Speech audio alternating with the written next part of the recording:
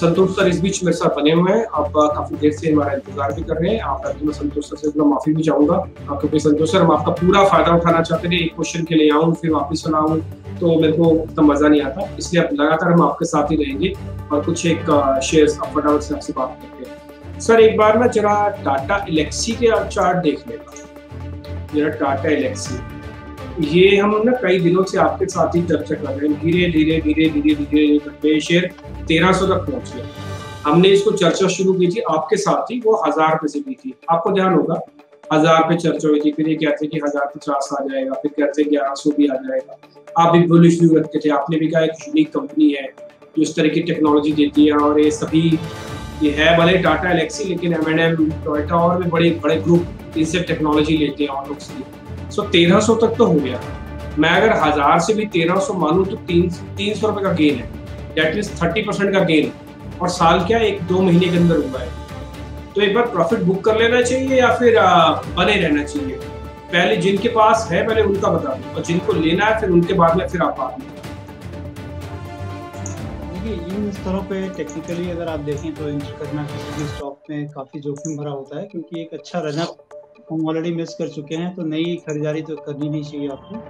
और मुझे लगता है कि जिनके पास है वो होल्ड करें और एक प्रोटेक्टिव स्टॉप लॉस लगा के रखें, तकरीबन 1275 रुपये के आसपास, 74-75 ये लेवल का स्टॉप लॉस बना के बने रहें। क्योंकि कभी कभी क्या होता है कि कंपनियां तो प्रोलॉन्ग अपमूव में रहती हैं, और उस समय जितने भी इंडिकेटर्स होते हैं वो हाईली ओवरबॉट रहते हैं, even then prices move up करते रहते हैं। तो आप एक प्रोटेक्टिव स्टॉप लॉस लगाएं 1274-75 का, वहाँ पर अगर उसके नीचे की क्लोजिंग आती है तो आपको निकल जाना चाहिए, अदरवाइज इसमें इसके जो राइड द टाइम है आपको करना चाहिए। ठीक है सर, एक बार जरा ग्रासिम और देखना, क्योंकि आज एक्चुअली में क्या हो रहा है कि आज सीमेंट स्टॉक्स में थोड़ा बहुत मूवमेंट मिल रहा है। मेरे को अगर टाटा एलेक्सी में ठीक है, मैं अभी कुछ नहीं करना, तो मैं ग्रासिम 714-715 पे है, इसमें क्या करूँ? ग्रासिम में एक मूवमेंट आया था, पहले वॉल्यूम भी आया था और उसके बाद फिर थोड़ा टेपिड हो गया। आप अगर देखें कि डेली ट्रेंड लाइन को अगर आप ड्रॉ करें डेली चार्ट्स के ऊपर से, तो उस पर एक ब्रेकआउट होके जो है कंसोलिडेट कर रहा है साइडवेज होके। मुझे लगता है कि जो इसके प्रीवियस जो हाई बना था तकरीबन 730 रुपये के करीब, अब वो 730 के ऊपर चलता है तो इसमें ज़्यादा मोमेंटम आएगा। अदरवाइज ऑलरेडी देखेंगे कि ब्रेकआउट हो चुका है, और तो आपको नीचे 703-702 के करीब का एक स्टॉप लॉस इसमें रखना पड़ेगा, या नीचे गिरता है तो वहाँ पर जो है आपको पोजीशन बनानी चाहिए। और जो ट्रेंड लाइन आप लगा रहे हो मैं उसकी बात नहीं कर रहा हूँ, मैं कर रहा हूँ कि अगर आप ब्रॉडर पिक्चर देखें और जहाँ से ये स्टॉक गिरा था, फॉल हुआ था, ठीक एकदम ऊपर से अगर आप ट्रेंड लाइन को ड्रॉ करें, काफ़ी बड़ी ट्रेंड लाइन होगा वो, उस ट्रेंड लाइन पे जहाँ से ये गिरा था और और ज़्यादा वाइड करें, आप अगर उस पूरी ट्रेंड लाइन को देखें तो उस ट्रेंड लाइन को ब्रेकआउट होने के बाद जो है वो थोड़ा सा जो है रुका हुआ है, जैसे कुछ चीज़ का इंतजार कर रहा हो स्टॉक, ऐसा लग रहा है। तो क्योंकि ट्रेंड जो कि बहुत दिनों से एक डाउन ट्रेंड था वो अप ट्रेंड में कन्वर्ट होने जा रहा है, तो उसके पास जो है ये अभी थोड़ी उथल पुथल सी स्थिति है कि कन्वर्ट होगा कि नहीं होगा। इसीलिए मैं कह रहा हूँ कि स्टॉप लॉस स्ट्रिक्ट रखें इसमें, और कभी भी मोमेंटम पकड़ता है तो एक अच्छी और लंबी अवधि के लिए एक अच्छा प्ले हो सकता है ये। ठीक है, ये तो खैर तय है। इसमें हमने आपको ध्यान होगा ये एस्कॉर्ट्स के अंदर कुछ ऐसा ही था, हमने 1-2 शेयर और देखा था, शायद C8 था या कुछ बाटा इंडिया था, ऐसा ही था। ऐसा ही किसी एक और शेयर के अंदर भी हमने देखा था, बाटा था और एस्कॉर्ट्स भी था, शायद 1-2 शेयर और भी हमने देखे थे ऐसे ही। हमने पीडीलाइट देखा था, बाटा भी ऐसे देखा था, बाटा ऐसे देखा था कि जो डाउन ट्रेंड है जब वो खत्म होता है तो उसके बाद का जो साइडवेज कंसोलिडेशन या ब्रेकआउट होता है उसको भी कैलकुलेटेड है, वो पता होता है कि हम जैसे ये आप देख रहे हैं ये डाउन ट्रेंड जो सरवाई आपको बता रही थी कि लगातार टूटते हुए, अच्छा कब से 2018 का है ये 2018 से है ये जो ट्रेंड लाइन हमने ड्रॉ की है, क्योंकि डेली चार्ट तो थोड़ा पीछे से है, तो 2018 से लेकर 2020 के भी सितंबर में आ गया, यानी कि ऑलमोस्ट 2.5 साल। इस 2.5 साल के ट्रेंड खराब हो, यानी कि पूरे वीक ट्रेंड को हमने रोक दिया है। ये कैसे पता लगा? ये इसकी फॉल से पता लगा, फॉल रुकने से पता लगा। ये यहाँ पे रुका और ये वेट कर रहा है, ये बात सच है, ये बात वेट कर रहा है, अभी इसके अंदर कोई पुलबैक आया नहीं है, तो इसलिए हमको इसमें थोड़ा सा हमको अपना और समय दे देना चाहिए। अच्छा सर, अगर मैं इसमें समय नहीं दूं तो, और मैं ये मानता हूँ कि मेरा ट्रेंड रिवर्सल हो रहा है, मैं इतना भी प्रीमेच्योर होकर सोचने के लिए भी तैयार हूँ, चलो ठीक है मेरे पास है थोड़ी लिक्विडिटी, तो फिर मेरा स्टॉप लॉस क्या होना चाहिए? मैं मान लो 714 पे भी जिसका प्राइस अभी चल रहा है, मैं यही लेना चाहता हूँ, तो फिर मेरा स्टॉप लॉस क्या है? 672 का, जहाँ पे मेरा कंफर्मेशन आ जाएगा कि हाँ अब ये इसकी वापस ऊपर नहीं आने वाला, यानी कि ट्रेंड जो रिवर्स करने वाला वो फेल हो गया यहाँ से, या फिर ये फेलियर आपको 640 के नीचे दिखेगा? नहीं डीपी जी, बहुत ज़्यादा देर हो चुकी होगी अगर आप यहाँ पे लेते हैं 640 या और भी कहीं 670 का लगाते हैं स्टॉप।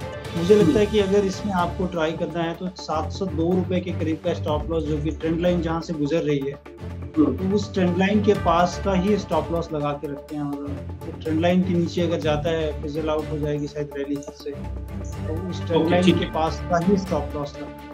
तो बहुत बढ़िया, फिर तो आपने हमारे प्रॉब्लम ही सारी सॉल्व कर दी। तो आप ये कह रहे हैं कि भैया इसके नीचे 702 का एक स्टॉप लॉस रखो, ये बात सच है कि हम 702 का स्टॉप लॉस रखते हैं। ठीक है, ग्रेट, आइडेंटिफाइड है ये 702 का, फिर एक स्टॉप लॉस रख लेते हैं। अगर यहाँ पे पुल बैक आया तो एक अच्छा पुल बैक आया, पुल बैक 2.5 साल का कंसोलिडेशन डाउन ट्रेंड का है, ये छोटा कंसोलिडेशन, बट 2.5 साल वाला हिस्सा जो है मेरे को ज्यादा लीड कर रहा है, कि मेरे को ऐसा लग रहा है कि अगर रुका ना तो फिर आपको अच्छे पैसे भी लेके जा सकता है। अच्छे पैसे का मतलब कम से कम 1000 रुपए भी है सर, इतना तो मान के चले ना, अच्छे पैसे का मतलब 1000 रुपए तो है ही ना कम से कम।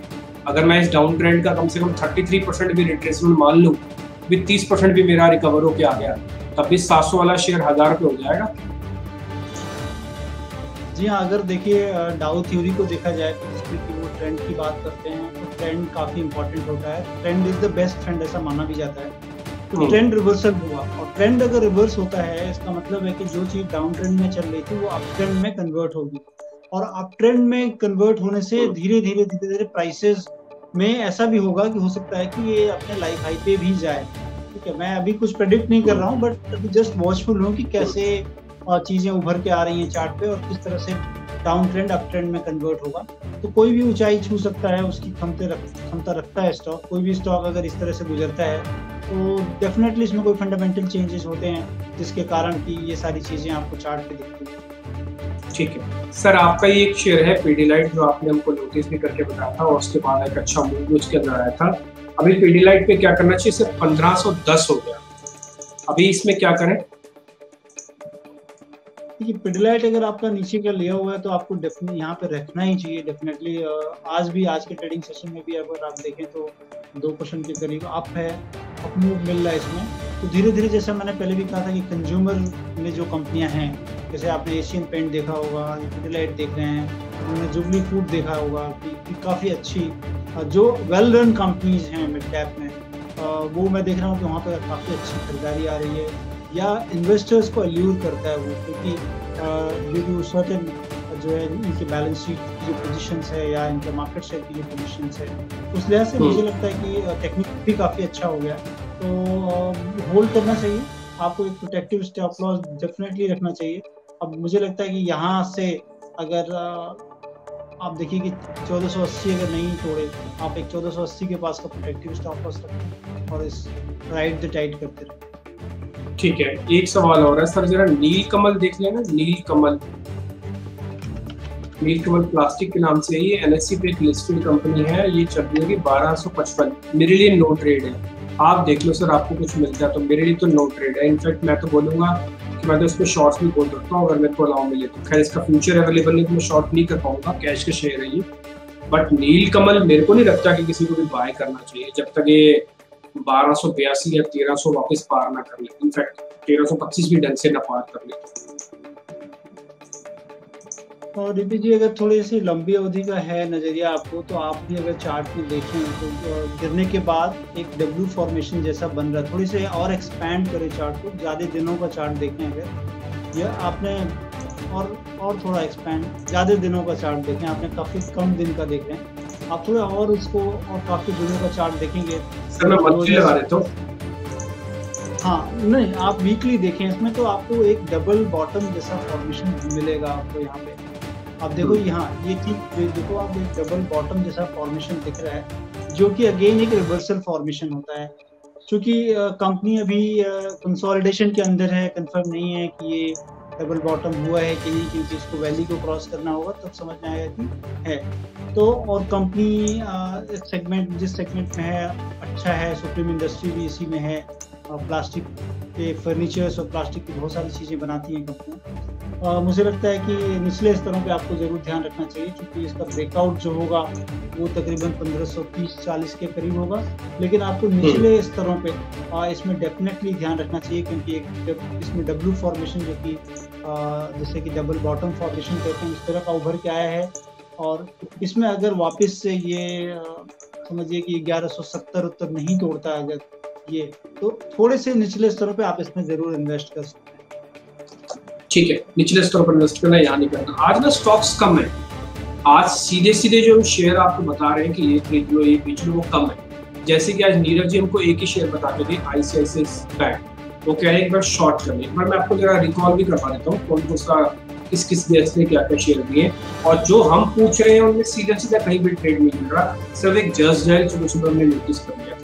अच्छा, अगर आप इसको शॉर्ट करना चाह रहे हैं ICICI बैंक को, तो ठीक है, ये मैंने आपके लिए जरा 15 मिनट का चार्ट लेता हूँ ताकि आपको आज का मूवमेंट भी दिखता जाएगा। ठीक है, ICICI बैंक जहाँ से हमने डिस्कस किया वहाँ से भी कहीं कुछ नहीं है, वहीं का वहीं खड़ा हुआ है। इसका शॉर्ट है 376 का एक स्टॉप लॉस है, ध्यान रखिएगा। DCB बैंक तो खैर इन्वेस्टमेंट वाली कॉल है, इसमें कुछ खास बड़ा मूव है नहीं। DCB भी 88 चल रहा है। GNFC ये भी इन्वेस्टमेंट वाली कॉल है, ये अभी सर हमको देखे गए विनाशी। GNFC और DCB बैंक, एक फेडरल बैंक है वो भी ठंडा पड़ा हुआ शेयर है फिलहाल, अभी तो वो भी 50 को बचाने की अपनी पूरी कोशिश में लगा हुआ है, कामयाबी हो रहा है, 53 रुपये चल रहा है। तो आइए कुछ एक शेयर्स हैं जो अभी तक हमने डिस्कस किए। जस्ट डायल जो सुबह हम देख रहे थे, एक बार वो भी देख लेते हैं। जस्ट डायल के अंदर क्या हुआ, 395 398 तक ये गया है शेयर, 395 पे ही हमने शायद सुबह देखा था इसको, हाँ यस 395 पे ही देखा था हमने, 398 तक गया, 400 पार नहीं कर पाया। हमारा टारगेट इसमें 415 का है। ठीक है, एक बार इसमें ध्यान रखना, ये 415 का हमारा टारगेट है। एक बार ये 400 पार कर जाएगा तो शायद फिर मुड़ मिल जाएगा। एक प्रॉब्लम क्या हो रही है ना, निफ्टी इतना साइडवेज हो गया है, और मेरी शीट पे तो निफ्टी बकायदा साइडवेज तो थोड़ा नेगेटिव भी हो रहा है, डाटा में रिस्पॉन्ड ही नहीं हो रहा है। तो निफ्टी की भी थोड़ी सी प्रॉब्लम मेरे को दिखी रही है, जो हम आपको लगातार बताते रहे हैं कि जब तक ये 550 पार नहीं करेगा तो मेरे लिए लो ट्रेड। अच्छा चलिए ठीक है, एक शेयर मैं जरा और देखता हूँ जो मेरी लिस्ट में है। सर एक ना काफी दिनों बाद फिर से टोरेंट फार्मा आया है, जरा लिस्ट में देख लो। टोरेंट फार्मा, क्या कहीं इसमें कुछ ट्रेड बनता है? अभी ये 270 रुपए का है टोरेंट फार्मा। ये मैं 15 मिनट का चार्ट है, मैं इसको जरा आवरली कर लेता हूँ ताकि मुझे पिक्चर और क्लियर दिखे। सर मैं थोड़ा प्रीमेच्योर होकर इसको लेना चाहता हूँ, और मेरे को कोई नियर बाय का स्टॉप लॉस दे दो, और अगर मैं इसको लेना तो मैं लूँ कि नहीं। आप मेरे को रोक भी सकते हैं, ऐसा नहीं मैंने बोला तो आप हाँ ही लो। अगर आपको लग रहा है कि नहीं लेना तो फिर नहीं भी लेते, छोड़ देंगे। नहीं, फार्मा आज लाइमलाइट में है, मुझे लगता है कि ये शेयर भी चल सकता है, क्योंकि इसमें जो कंसोलिडेशन दिख रहा है वो पॉजिटिव कनोटेशन पे हो रहा है, और मुझे लगता है कि ये अगर 2880 2890 ये एक रेजिस्टेंस जोन होगा, और इसके ऊपर निकलता है तो आपको डेफिनेटली इसको ट्रेडिंग बेट के लिए देखना चाहिए ये स्टॉक। और फिर मुझे लगता है कि इसमें आपको एटलीस्ट 2800 करीब 55-60 के करीब का एक स्टॉप लॉस इसमें रखें। उस स्टॉप लॉस के बाद 80-90 के ऊपर निकलता है तभी आपको लेना है, और उसके बाद 2855-60 के बाद आप स्टॉप लॉस लगाएं, और इसमें मुझे लगता है कि एक मोमेंटम आना चाहिए। ठीक है, एक मोमेंटम आना चाहिए। सर आपका कन्विक्शन का लेवल कितना है? आप हैं 60% या उससे कहीं ज़्यादा? हाँ, मुझे लगता है कि होना चाहिए, इसमें होना चाहिए। ठीक है, दो बात, तो एक तो आपका कन्विक्शन का लेवल स्ट्रॉन्ग है, दूसरा सेक्टर ठीक है, तीसरा कंपनी का ब्रेकआउट भी है, थोड़ा वेटेड है, वो 2890 पे हो जाएगा। आप 80 से भी समझ लेना, 80-90 से, क्योंकि 10 रुपए का ये तो एक हिस्सा ही रहता है। और फिर आपको 2855 का एक स्टॉप लॉस लग जाएगा। ये सारे लेवल्स ना आप भी नोट करके रख लो, ये अभी नहीं है। प्रॉब्लम क्या होती है कि जिस समय कार्यक्रम चल रहा होता है उस समय कोई ब्रेकआउट आ जाए तो हम आपको हाथ दिलवाते हैं। संतोष सर कई बार ऐसे शेयर आपको प्रूव भी करवा चुके हैं, लेकिन कई बार ऐसा होता है थोड़ी वेट करनी पड़ती है, वो आगे पीछे आएंगे। जैसे 11:30 बजे हो सकता है, 1:30 बजे आए, हो सकता है ना भी आए। आज 2890 पार ना भी हो, साइड में होकर छूट जाए शेयर, आज ही आज पूरा दिन भर में यहीं रह गया। तो ये थोड़ा सा आप इसमें ध्यान रखा कीजिए। और ये मेरे को ऐसा लग रहा है कि इसमें हमको थोड़ा सा सिलेक्टिव होना पड़ेगा कि हमको भी रखने हैं। आप लिखा करिए, खुद से भी लिख लो इस बार। अच्छा, एक शेयर सर मेरी लिस्ट में और आ रहा है, मैं बाय और सेल दोनों आपसे पता करता चल रहा हूँ। एक्चुअली मेरे लिए निफ्टी और बैंक निफ्टी दोनों साइडवेज है। एक सर आप जरा एक शेयर देखो, वो है मैरिको। ये एफएमसीजी वाले शेयर में थोड़ा रिट्रेस हो रहे हैं। मैं इनका कोई रिवर्सल नहीं बोल रहा ना, मैं इनके खिलाफ हूँ। देखो थोड़ी थकान दिखी है सर। मैरिको को मैं शॉर्ट कर सकता हूँ क्या 370 का एक स्टॉप लॉस लेके? मैं कैश के हिसाब से पूछ रहा हूँ आपसे। मैं इसमें 370 का एक स्टॉप लेके इसमें शॉर्ट करना चाहता हूँ, और मेरा जो प्रॉफिट होगा वो 15 रुपए से ज्यादा नहीं होगा। 13 रुपए में भी बाहर आ जाऊंगा तो मेरा काम हो सकता है। 13 रुपए का प्रॉफिट है सर, और मैं 5 रुपए का एक स्टॉप लॉस देना चाहता हूँ। शॉर्ट करूँ कि नहीं करूँ मैरिको? मुझे लगता है थोड़ा रुकना चाहिए आपको। अगर 60 के नीचे जाता है ना दिल्ली जी, तो वहाँ पर आप इनिशिएट करें, क्योंकि वहाँ पे मल्टीपल आप देखेंगे 60 के पास से 60 से 62 से कई बार ये घूम चुका है, और एक साइडवेज प्रोलॉन्ग बहुत दिन से साइडवेज कंसोलिडेट कर रहा है। अगर आप देखें तो मुझे लगता है कि 60 के नीचे, अगर 360 के नीचे चलता है तभी आप इसमें कोई इनिशिएट करें। और इसमें मोमेंटम जो है आपको अपसाइड या डाउन साइड बहुत ज़्यादा नहीं मिलता है, अगर हिस्टोरिकली भी देखें तो इसमें स्टॉप लॉसेज और आपने टारगेट काफ़ी छोटे रखे हैं। 60 के नीचे जाए तभी इनिशिएट। ये जो आप 60 की रेंज देख पा रहे हैं जो सर आपको बता रहे हैं, एक्चुअली वही रेंज है जो हमने ट्रायंगल के अंदर, रेक्टेंगल के अंदर ड्रॉ की है। ये 360 से लेकर 380 वाला रेंज है। That is called a consolidation. पूरी तरह से एक साइडवेज अपर एंड के आने के बाद का कंसोलिडेशन। वीकनेस तो कहीं से है ही नहीं। चला हुआ शेयर है, हाथ मारने में डर लगता है कि शॉर्ट के लिए पैसा चुरा भी पाएंगे कि नहीं चुरा पाएंगे 10-15 रुपये। अब आके 10-15 रुपये जब कमाने हैं तो 360 के नीचे कन्विक्शन आ सकता है। यहाँ पे कन्विक्शन थोड़ा कम है। बस मेरे साथ एक ही प्रॉब्लम है, मैं अगर इसको ट्रेड ले भी लेता तो मेरे को ये डर हमेशा सताए रखता कि मेरा भी 370 वाला स्टॉप लॉस लग ना जाए, क्योंकि ट्रेड खराब नहीं हुआ, शेयर खराब नहीं हुआ, बस साइडवेज हुआ। ठीक है सर, छोड़ देते हैं 360 के नीचे, फिर सोचेंगे कि 360 के नीचे भी ट्रेड करना है कि नहीं करना। अभी तो इसको फिलहाल छोड़ देते हैं। ट्रेड ना मिलना भी खूबसूरती है बाजार में। मेरे को लगता है जिस दिन आपको ट्रेड ना मिले ना तो आप समझ लेना कि you are on the right path. Trade नहीं मिल रहे यानी आपको सेटिस्फाई नहीं कर पा रहा है शेयर। अगर आप 50-60, अभी जैसे मैं सुबह से बैठा हूँ 10 बजे से लेकर समझ 11:15 होने को आ गए हैं, आप यकीन मानिए एक भी शेयर पे मेरा अब तक कन्विक्शन नहीं है। एक भी शेयर मेरे को ऐसा नहीं लग रहा है। सिर्फ एक जस्ट डायल थोड़ा बहुत लगा, वो भी उसका स्टॉप लॉस थोड़ा सा डीप है, वो 380 तक का आके बन रहा है। नहीं तो वो भी नहीं लेता। चलो भाई ठीक है, मेरे को वो मिला, तो मेरे को आज मिल ही नहीं रहा शेयर। संतोष सर, कई बार ऐसा होता है कि आपको ना शेयर, आप ऐसा नहीं कि बाजार में शेयर चल नहीं रहे, टूट नहीं रहे, 2% 3% स्विंग तो हर शेयर के अंदर मिल ही रहा हो, लेकिन पता नहीं आज की वजह से कन्विक्शन नहीं बैठ रहा है कि शेयर को यहीं भी शॉर्ट करो हो जाए। कुछ एक तो इंडेक्स ऐसा हुआ पड़ा है और कुछ शेयर्स का मोमेंटम भी ऐसा, कुछ मार्केट भी ऐसे, ओवरऑल बाजार में कुछ ऐसे। खैर एक शेयर हमको जी हम बात कर रहे थे लास्ट वीक ही, आपसे मैं बता रहा था कि बहुत दिक्कत हो रही है स्टॉक खोजने में, और मैंने विप्रो का एक स्टॉक दिया था। तो चूंकि मार्केट जो है काफी उथल है और कई अपने जो काफी जो है ना कंसोलिडेट कर रहा है, बहुत सारी चीजें दिख रही हैं कि हो सकता है कि मार्केट गिर जाए यहाँ से। तो मार्केट एक उधेड़ बुन में है और बहुत बड़ा चीज शायद मार्केट में कुछ ना कुछ हो रहा है ऐसा लग रहा है। तो यहाँ पर सावधानी रखना काफी जरूरी है और अपने स्टॉप लॉसेस को एकदम स्ट्रिक्ट रखें, क्योंकि मार्केट बहुत चला हुआ है और कभी भी अगर गिरता है तो इसमें भारी गिरावट भी हो सकती है। इसलिए जो भी एनालिस्ट आप स्टॉप लॉस दें एकदम स्ट्रिक्ट फॉलो करें, क्योंकि उसके बाद बेस बिगड़ जाता है और फिर जो है चित्र जो एकदम उलट दूसरी की तरफ चल जाता है। इनफैक्ट मैं तो ये भी बोलूंगा कि अगर एनालिस्ट आपको कहे हुए कि भी आप रुक जाओ तो आप रुक भी जाओ, एक्सपेरिमेंट मत करो, पहला। अच्छा, दूसरा सर विप्रो के लिए मैं आपको बहुत बधाई भी देना चाहता हूँ। आपको ध्यान होगा विप्रो की हमने एक बार 300 की स्ट्राइक की कॉल भी आपसे डिस्कस की थी, जो उस समय 6 रुपये हुआ करती थी, 6-6.5 रुपये थी, आपको ध्यान होगा।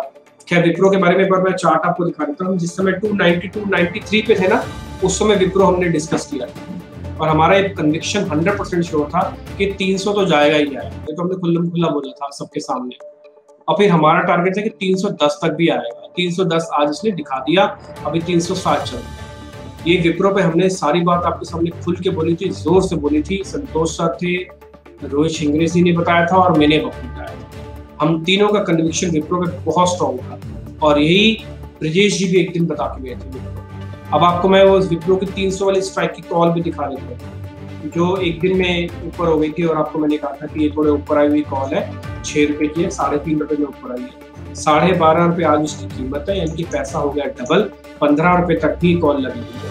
इस बार से हमने सबसे पहली बार नोटिस किया था। अगर किसी को भी याद हो तो आप बिल्कुल मेरी बात पे, हमारे साथ प्रॉब्लम क्या है ना, हम आपको वैसा नहीं दिखाते, प्रोमो कटवा के नहीं दिखाते। हमारे पास ना उतनी बड़ी टीम नहीं है, नहीं तो हम आपको प्रोमो कटवा के भी दिखाते जैसे दूसरे लोग दिखाते, देखो हमने कहा, देखो हमने कहा।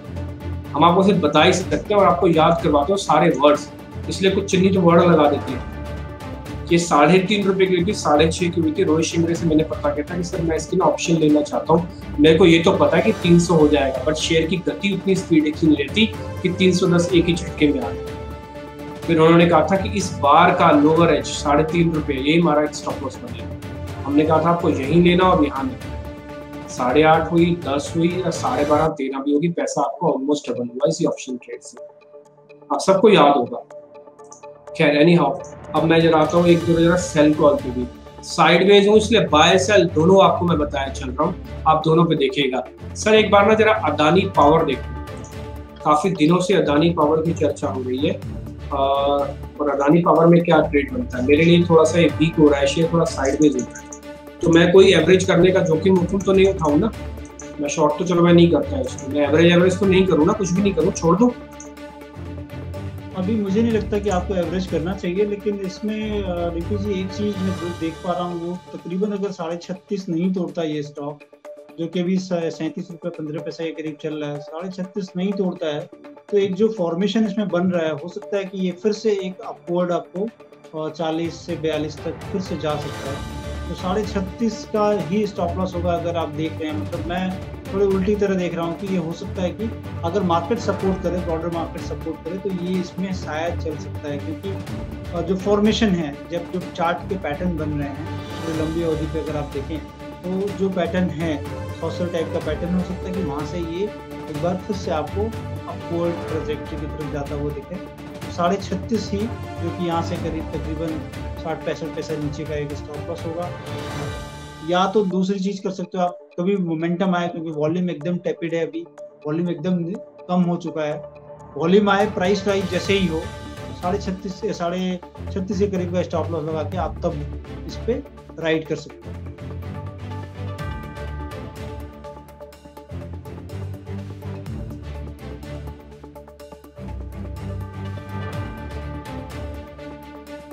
संतोष सर अगर इसको हम छोड़ना चाहें तो क्या छोड़ सकते हैं? अदानी पावर का अगर हम छोड़ना चाहें तो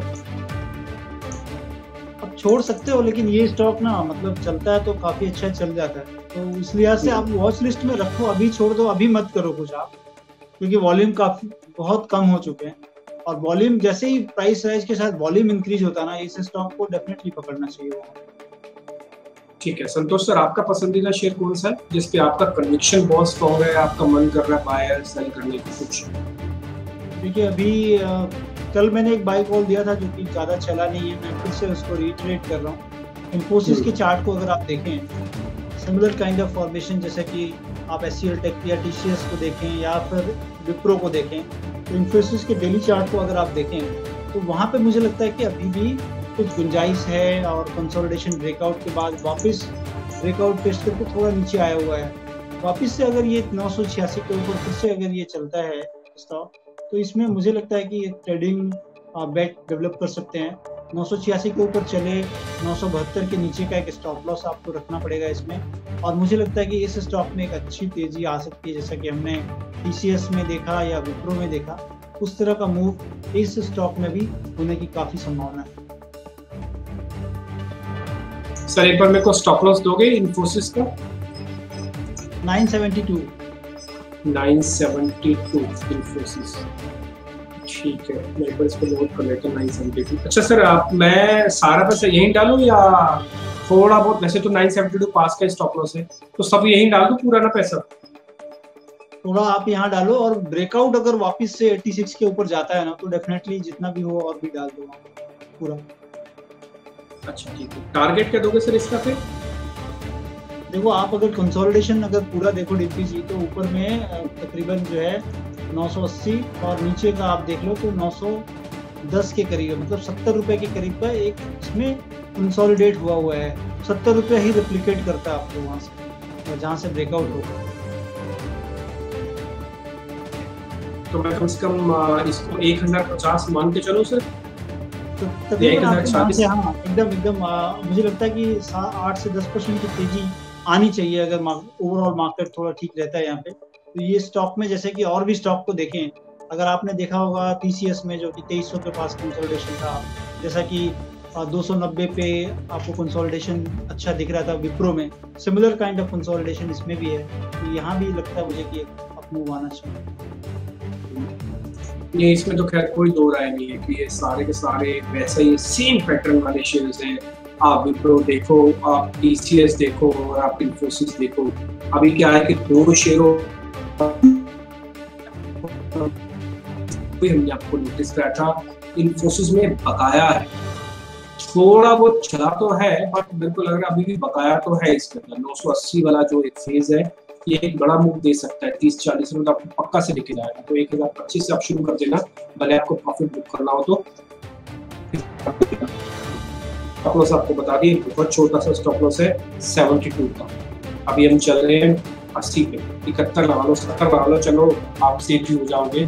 तो 10-12 रुपए का एक स्टॉप लॉस है और मेरे को लग रहा है एक बार इसका मोमेंटम राइड करना चाहिए। आज का मूवमेंट भी फार्मा और आईटी में ही है, अगर थोड़ा भी डिस्टेंस होना है तो फिर ठीक है, फार्मा और आईटी चल सकता है। संतोष सर बहुत बहुत शुक्रिया, थैंक यू वेरी मच, बहुत शुक्रिया सर आज समय देने के लिए। Thank you.